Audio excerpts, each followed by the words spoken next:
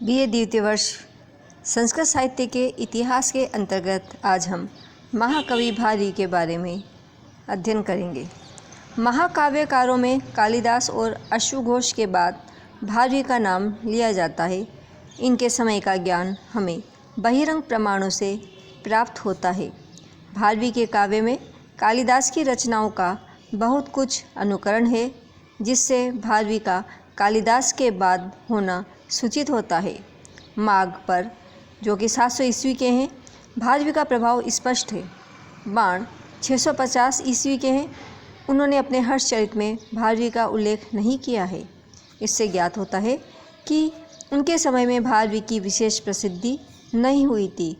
एहेउल के 634 ईस्वी के शिलालेख में चालुक्य वंशी राजा पुलकेशी द्वितीय की प्रशस्ति है।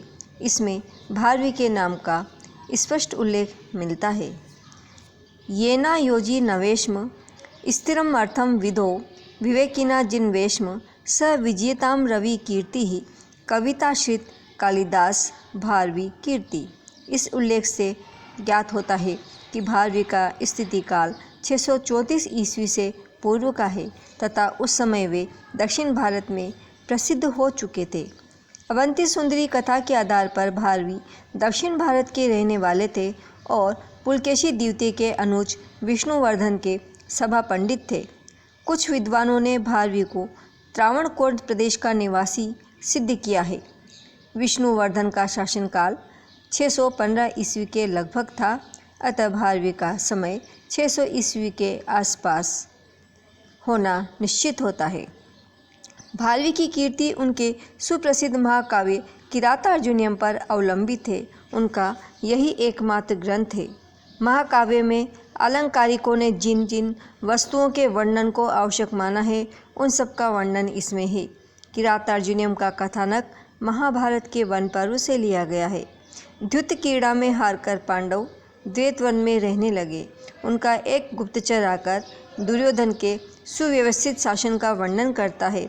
ईश्वर भीम और द्रौपदी युधिष्ठिर को युद्ध के लिए उत्तेजित करते हैं, परंतु धर्मराज ने प्रतिज्ञा तोड़कर समर छोड़ने की बात स्वीकार नहीं की।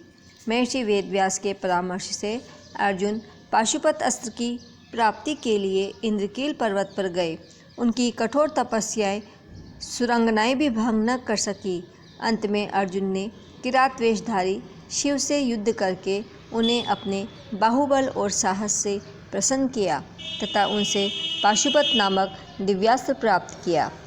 संक्षेप में यही किरातार्जुनीयम काव्य की कथा का सार है। किरातार्जुनीयम महाकाव्य ने अपने प्रशस्त गुणों के कारण संस्कृत साहित्य में विशिष्ट स्थान प्राप्त कर लिया है।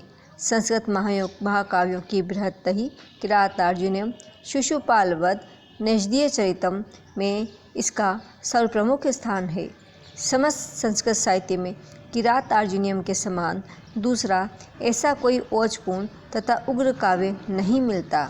इसमें 18 सर्ग हैं।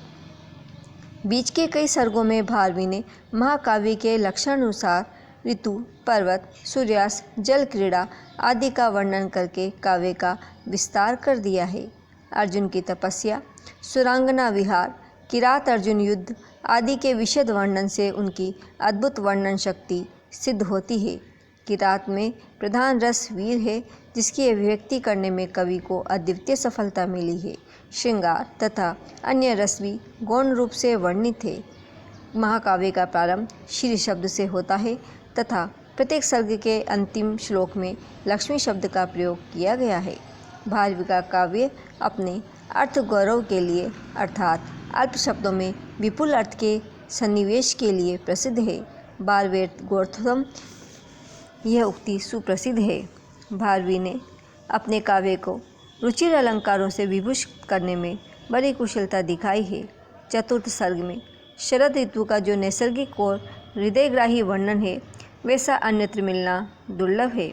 उपमा, श्लेष, यमक आदि अलंकारों का प्रयोग भी उचित मात्रा में किया गया है। चरित्र चित्रण अतिशय प्रभावपूर्ण है। अपमान की ज्वाला से जलती हुई द्रौपदी, प्रचंड पराक्रमी भीम, शांति मूर्ति युधिष्ठिर, अप्रतिम वीर अर्जुन आदि सभी प्रधान पात्र बड़ी सटीकता से चित्रित किए गए हैं। व्यास, गुप्तचर, दूत आदि गौण पात्र भी वास्तविक प्रतीत होते हैं। भारवी की काव्य शैली सुप्रसिद्ध है। यह शरद ऋतु का यह वर्णन बड़ा ही सुहावना है। मुखे रसो विद्रुम लोहिते शिखा पिशंगी कलमस्य विभ्रति शुकावली व्यक्त शिरीष कोमला धनुशिरियम गोत्रभिदो अनुगच्छति। शरद ऋतु का यहाँ वर्णन किया गया है। शीर्ष पुष्प की भांति कोमल हरे तोतों की भांति मूंगई के टुकड़े के समान लाल लाल चोंचों में धान की पीली बालियों को लेकर आकाश में उड़ रही हैं। शुकों का हरा शरीर, उनकी लाल चोंचें, उन चोंचों में पीली बालियां, इन रंगों की मिलावट से प्रतीत होता है कि आकाश में इंद्रधनुष उगा हो। नई और संक्षिप्त रूप योजात्मक कल्पना इसमें है।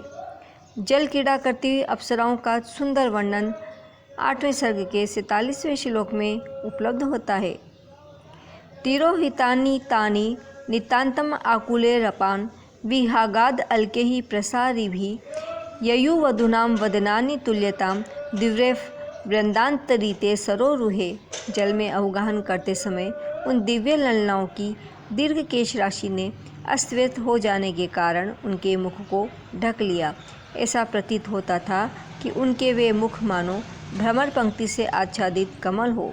भारवी ने दीर्घकाय समासों का प्रयोग नहीं किया है। दुर्योधन के प्रति लोगों की राजभक्ति का सुबोध वर्णन प्रथम सर्ग के 19वें श्लोक में प्राप्त होता है। महोजसो मानधना धनार्चिता धनुर्भृतं संयति लब्ध कीर्तये न सहतास्तस्य न भेदव्रतये प्रियाणि वांछन्ति अशुभि संहितुम। अर्थात लोग उस दुर्योधन को अपने प्राणों से भी बढ़कर चाहते हैं। तेजस्वी, स्वाभिमानी, ऐश्वर्यमान, धनुर्धारी, रणशूर तथा राजभक्त योद्धा अपने प्राणों की बाजी लगाकर भी दुर्योधन का प्रिय कार्य करने के लिए अत्युत्सुक थे। किंतु भारवी किसी स्थान पर अनावश्यक अलंकार प्रियता का प्रदर्शन भी कर बैठते हैं। चित्रकाव्य लिखने में अपना कौशल दिखाने के लिए उन्होंने एक समग्र सर्ग 15वां सर्ग ही लिख डाला है। उसमें पर सर्वतोभद्र, यमक, विलोम तथा अन्य चित्रकाव्य की शैली के नमूने पाए जाते हैं। भारवी ने एक अक्षर वाला श्लोक भी वहाँ लिखा है, 15वें सर्ग का 14वां श्लोक, जिसमें न व्यंजन वर्ण का प्रयोग किया गया है। किरातार्जुनीय के 4 सर्गों में युद्ध वर्णन के विस्तार के कारण कहीं कहीं पुनरुक्ति दोष भी आ गया है। अप्सराओं की क्रीड़ा के वर्णन में तथा अर्जुन को मोहित करने के लिए उनके प्रयत्नों के वर्णन में यही दोष प्रवेश कर गया है। इन त्रुटियों के होते हुए भी भारवी के काव्य में एक विचित्र चमत्कार है। उनका अर्थ गांभीर्य पाठकों के हृदय को अपनी ओर आकर्षित कर लेता है। संवादों की सहायता से कथानक को आगे बढ़ाने का उनका ढंग अनूठा है। किरातार्जुनीय का अधिकांश भाग रोचक संवादों से भरा पड़ा है। भारवी नीति शास्त्र, अलंकार शास्त्र तथा व्याकरण शास्त्र के पूर्ण पंडित थे। क्षेमेंद्र ने उनके वंशस्वत की बड़ी प्रशंसा की है। उनके बारे में कहा गया है, नारिकेल फल समितम वचो भारवे सपदि तद विभज्यते स्वादयंतु रस गर्भ निर्भरम सारमस्य रसिका यथेप्सितम। इसका बाह्य रूप वृक्ष तथा विषम है, पर अंतर महाकाव्य मधुर रस से भरा हुआ है। इनके काव्य को मल्लिनाथ ने नारियल के फल के समान, बाहर से कठोर, अंदर से सरस बताया है।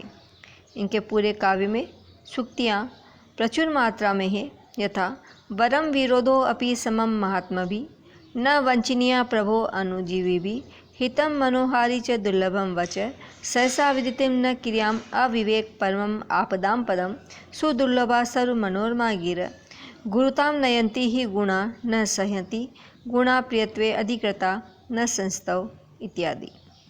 राजनीति का भी विशिष्ट वर्णन किरातार्जुनीय में उपलब्ध होता है।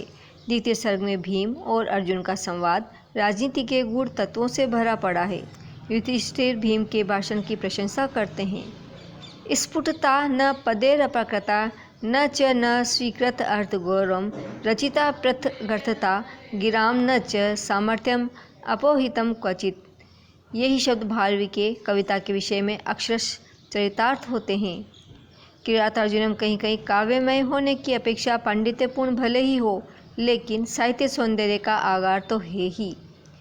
कालिदास और अश्वघोष के काव्यों के पश्चात आदरणीय स्थान पाने के सर्वथा योग्य भारवी ही हैं। उनके अर्थ गांभीर्य के साथ रुचिर और परिष्कृत पदावली का प्रयोग मणिकांचन संयोग का आदर्श उपस्थित करता है। भारवी अलंकृत काव्य शैली के प्रवर्तक माने जाते हैं। काव्यों को अलंकारों, प्राकृतिक वर्णनों तथा शाब्दिक चमत्कारों से भूषित करने की पद्धति के वे सर्वप्रथम प्रयोक्ता हैं। कथानक लघु होने पर भी उसमें कवि चमत्कार, कमनीयता और व्यापकता का समावेश कर देता है। इस अलंकृत वर्णन शैली का अनुसरण भारवी के परवर्ती कवियों ने भी बहुलता से किया है। धन्यवाद।